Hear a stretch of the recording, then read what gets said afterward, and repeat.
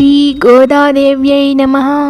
కంసునిచే పంపబడిన బకాసురుని నోటిని చీల్చిన శ్రీకృష్ణుని యొక్కయు, దుష్టుడైన రావణుని 10 తలలను గిల్లి పారవైచిన శ్రీరాముని యొక్కయు కళ్యాణ గుణ సంకీర్తనం చేస్తూ శ్రీకృష్ణుని సంశ్లేషమును అనుభవింపగోరు గోపికలందరూ సంకేత స్థలమునకెప్పుడో చేరిపోయిరి. నీవింకనూ లేవకున్నావు. తెల్లవారినదని సూచించుచు శుక్రుడుదయించెను, బృహస్పతి అస్తమించెను. ఇవిగో పక్షులన్నీయు తమ ఆహారాన్వేషణ నిమిత్తం అర్చుకుంటూ ఆకాశంలోకి ఎగిరిపోతున్నాయి అని గోపికలు చెప్పగా నిద్రిస్తున్న గోపిక తన కనులు తెరిచి చూచింది.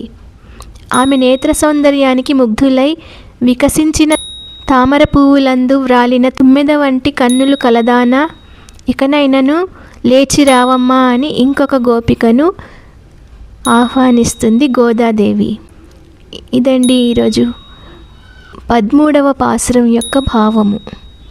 శ్రీ ఆండాళ్ తిరువడిగళే శరణం.